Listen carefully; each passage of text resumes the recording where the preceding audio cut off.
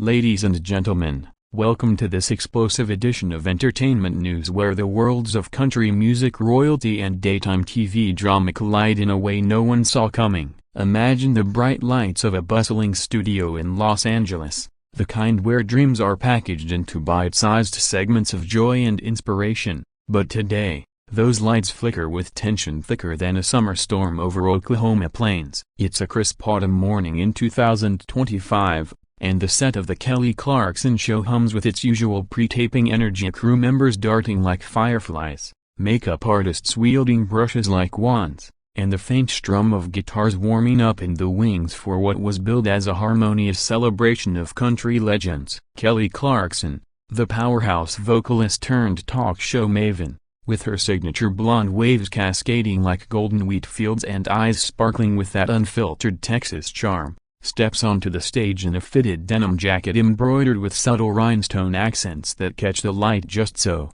paired with high-waisted jeans that hug her curves like a well-worn pair of Levi's from her early American Idol days. She's beaming, microphone in hand, ready to welcome her guest of honor, none other than Garth Brooks, the undisputed king of country, whose baritone voice has crooned anthems into the hearts of millions. From friends in low places that turns barrooms into sing-alongs to the dance that reduces grown men to misty-eyed reflections on life's fleeting steps. Garth saunters in, tall and lanky as ever, his trademark black hat tipped low over a face etched with the lines of a life lived loud, decades of sold-out arenas, platinum records stacked like cordwood, and a marriage to Trisha Yearwood that's as enduring as the Grand Ole Opry itself. He's dressed simply, a crisp white button-down rolled at the sleeves revealing forearm stand from ranch life, tucked into dark jeans and boots polished to a mirror shine, exuding that effortless Oklahoma cowboy charisma that makes fans feel like old friends sharing a porch swing at dusk. The audience,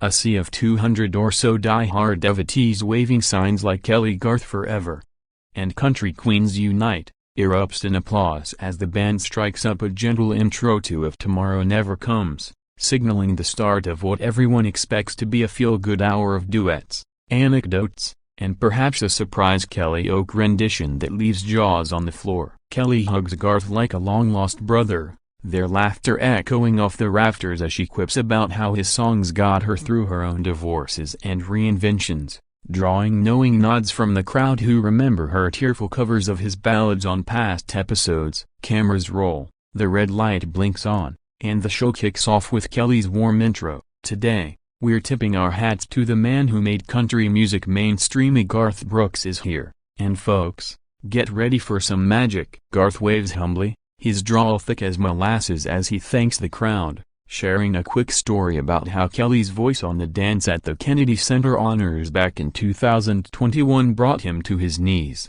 tears streaming down his cheeks in a moment that went viral and solidified their mutual admiration. Society. The energy is electric, palpable, like the hum before a thunderstorm, with Kelly leaning in conspiratorially to ask about his latest venture as the Nashville bar reopening after that infamous controversy with the trans athlete ad, or his ongoing feud with the old guard of country purists who call his pop-infused style a betrayal of the genre's roots. Garth chuckles, deflecting with a joke about how he'd rather wrangle cattle than wrangle critics, and the audience laughs, settling in for what promises to be a masterclass in musical kinship. But beneath the surface, there's a subtle undercurrent, a faint ripple in the pond of their easy rapport, born from years of industry whispers, Garth's unyielding loyalty to inclusivity clashing with pockets of conservative backlash, and Kelly's own evolution from pop princess to country convert, navigating her Las Vegas residency highs and personal lows with a resilience that's as fierce as a prairie wind. As they segue into the first musical segment, Garth strums his acoustic guitar, fingers dancing over strings worn smooth from countless tours, and Kelly joins in harmony on the chorus, their voices blending like bourbon and sweet tea, rich, smooth, with just enough bite to keep you coming back. The crowd sways, phones aloft capturing every note, oblivious to the gathering clouds on the horizon. Little do they know, this isn't just a taping, it's the prelude to a showdown that will ripple through tabloids, social media feeds, and water-cooler chats from Nashville to New York, questioning the fragility of fame's facade and the fire that fuels artistic souls. As the song fades, Applause thunders, and Kelly wipes mock sweat from her brow, saying, "Phew, Garth, you make it look easy. Spill the beans. What's the secret to keeping that fire alive after all these years?" Garth leans back, hat shadowing his eyes, and begins tale of perseverance, but his words carry an edge, a quiet defiance that's about to ignite. The studio lights dim slightly for the next segment, spotlights narrowing on their faces, and in that intimate glow, the first sparks fly not from microphones, but from convictions clashing like flint on steel. Kelly nods along, her smile unwavering, but her eyes narrow just a fraction, hinting at the storm about to break. And as the director cues the commercial break in their ears, the real show, the unscripted one, is just beginning to unfold, layer by layer, revelation by revelation, until the entire set feels like a powder keg with a lit fuse. This is the story of how two titans of tune turned a taping into a tempest,